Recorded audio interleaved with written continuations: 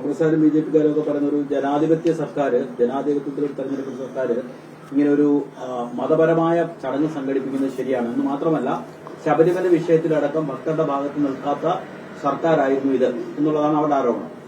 അത് ഇഷ്ടമില്ലാത്ത അച്ഛൻ തൊട്ടതെല്ലാം കുറ്റമെന്ന് പറഞ്ഞ പോലെ അവരത് പറയും, അവര് പറയണം. ഇതുകൊണ്ട് സെക്രട്ടറിയുടെ ഒരു അഭിപ്രായത്തിൽ എന്ത് പ്രയോജനമായിരിക്കും ശബരിമലയ്ക്ക് ഉണ്ടാവുക? ശബരിമലയ്ക്ക് മാത്രമല്ല, ഇന്ത്യക്ക് തന്നെ വലിയ പ്രയോജനം ഉണ്ടാകാൻ പോകുന്നു. നിങ്ങൾ ഇതിനെ ചെറുതായി കാണരുത്. ഇത് വലിയൊരു മഹാസംഭവമായിട്ട് മാറാൻ പോവുകയാണ്. നമ്മൾ അയ്യപ്പനെ മാത്രമായിട്ട് ഒതുക്കാതെ നിങ്ങൾ ഇതിന്റെ ഒരു വിശാല വീക്ഷണത്തിൽ നിങ്ങൾ ചിന്തിക്കുകയും, കോൺഗ്രസ്സുകാരായാലും BJP-ക്കാരായാലും ഇപ്പൊ പിണറായി ഗവൺമെന്റ് കൊണ്ടുവന്നു എന്നുള്ളത് പറഞ്ഞുകൊണ്ട് കുറ്റം പറയരുത്, അല്ലെങ്കിൽ ഇലക്ഷൻ വരുന്നു എന്നുള്ളത് കൊണ്ടാണ് പറയുന്നത്. അങ്ങനെയാണെങ്കിൽ കഴിഞ്ഞ ഇലക്ഷന് മുമ്പായിരുന്നല്ലോ ഈ സ്ത്രീ പ്രവേശനമായിട്ടുണ്ടായിരുന്ന എല്ലാ പ്രശ്നവും അന്നായിരുന്നു. അത് കഴിഞ്ഞിട്ടല്ലേ ഇലക്ഷൻ നടന്നത്.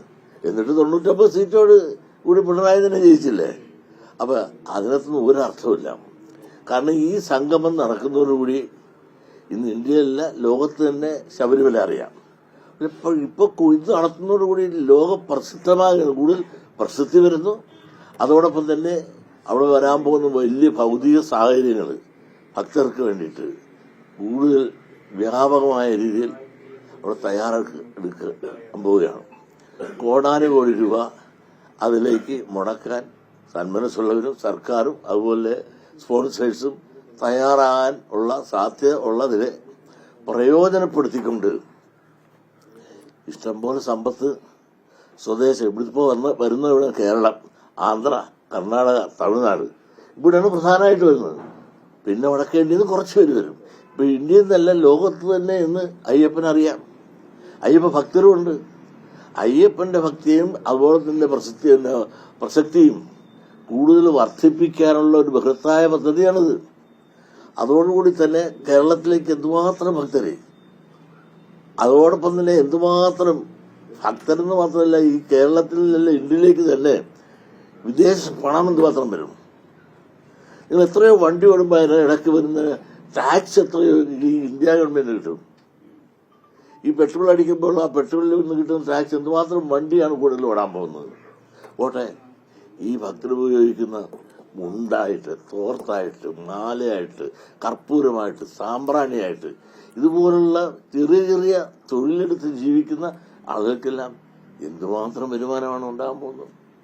അങ്ങനെ കേരളത്തിന് ഒരുപാട് സമ്പത്ത് വിവിധ മേഖലയിൽ ഗവൺമെന്റിനും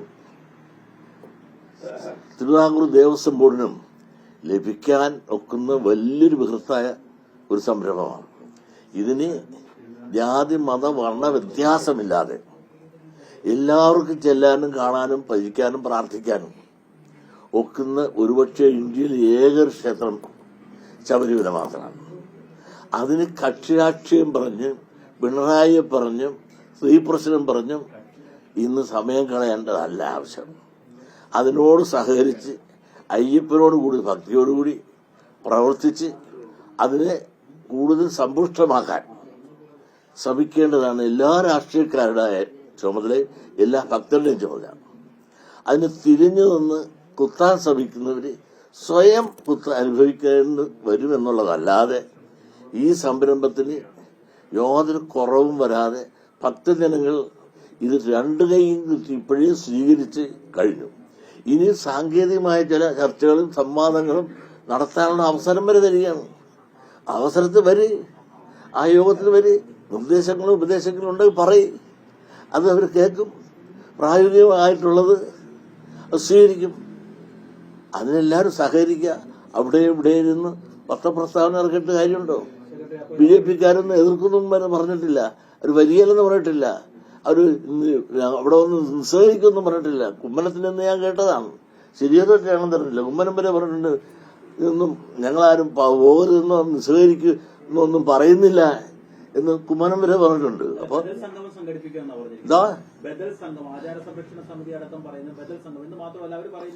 ഇന്ന് പറഞ്ഞില്ല, ഇന്ന് ഞാൻ കേട്ടില്ല. ആചാര സംരക്ഷണത്തിന്റെ പേരിൽ പുറത്ത് ഇറങ്ങുകയും സമരം ചെയ്യുകയും ചെയ്ത SNDP യോഗത്തിൽപ്പെട്ട ആളുകളടക്കം ഈ കേസിൽ പ്രതികളാണ്.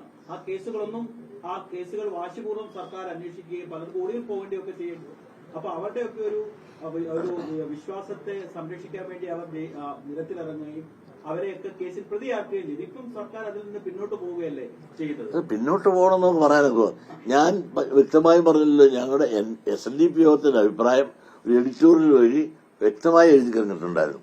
ആ കേസിൽപ്പെട്ട ഒരുപാട് നിരപരാധികൾ അപരാധികളുണ്ട്. കടന്നു കയറി അക്രമം ചെയ്തവരുണ്ട്, ഒരു അക്രമം ചെയ്യാതെ തെറ്റിദ്ധരിക്കപ്പെട്ടു പോയി കേസിൽ പ്രതിയായ ഒരുപാട് പേരുണ്ട്. ആ കേസെല്ലാം പിൻവലിക്കണമെന്ന് ഞാൻ ഒരു അപേക്ഷ അല്ലെങ്കിൽ ഒരു അഭ്യർത്ഥന ആ SNDP യോഗത്തിന്റെ അഭിപ്രായം എന്ന നിലയിൽ യോഗനാഥത്തിൽ എഡിറ്റോറിയൽ എഴുതുകയും അത് പത്രത്തിൽ പ്രസിദ്ധീകരിക്കുകയും ചെയ്തിട്ടുള്ളതാണ്. അതുകൊണ്ട് ആ അഭിപ്രായം ഞാൻ പറഞ്ഞില്ല എന്ന് കണക്കാക്കരുത്. അതുകൊണ്ട് ഈ ഉദ്യമത്തെ നമ്മൾ എതിർക്കണതാണ് ശരി.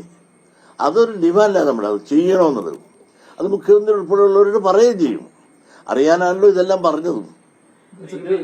അതായത് കോൺഗ്രസും BJP ആരോപിക്കുന്ന ഒരു പ്രധാനപ്പെട്ട കാര്യം നമ്മൾ അവർ പറയുന്നത്, അതായത് മുൻകാലങ്ങളിൽ ചെയ്ത അതിനോടൊരു പ്രായച്ചിത്തം എന്ന നിലയിലാണ് ഭക്തരോട് ചെയ്യുന്നത്. തെരഞ്ഞെടുപ്പ് മുന്നിൽ കണ്ടുള്ള ഒരു കാര്യമാണ് എന്നുള്ളതാണ് അവർ എത്ര ഭോഷ്കന്മാരാണ്. ഞാൻ ചോദിക്കട്ടെ, അങ്ങനെയാണെങ്കിൽ ഈ സ്ത്രീ പ്രവേശനം സംബന്ധിച്ചുള്ള തീവ്രമായ എതിർപ്പ് ഈ ഇടതുപക്ഷത്തിനോട് ഉണ്ടായിരുന്ന കാലത്തല്ലേ ചങ്ങാതി കഴിഞ്ഞ തെരഞ്ഞെടുപ്പ് നടന്നത്? ആ തെരഞ്ഞെടുപ്പ് 99 സീറ്റിന് ജയിച്ചില്ല ഇവര്. പിന്നെ ഇത് വെറുതെ ഇവർ കാടടിച്ച് വെടിവെക്കുകയാണ്. മനുഷ്യന്റെ ബുദ്ധിയെ ചൂഷണം ചെയ്യാതെ കാര്യങ്ങൾ പറഞ്ഞ് മനസ്സിലാക്കുമ്പോൾ പഴയ കാര്യങ്ങൾ മറന്നുപോയെന്ന് പറയുന്നത്. സ്ത്രീ പ്രവേശനത്തെ പറ്റി എന്തുമാത്രം പ്രക്ഷോഭങ്ങളുണ്ടായി, എന്തെല്ലാം ജാഥ ഇതെല്ലാം നമ്മൾ കണ്ടതല്ലേ. ആ നടന്ന കാലത്ത് നടന്ന തെരഞ്ഞെടുപ്പിലെ ഇടതുപക്ഷം 99 സീറ്റിനോടുകൂടി പിണറായി പിന്നെ മുഖ്യമന്ത്രിയായത്.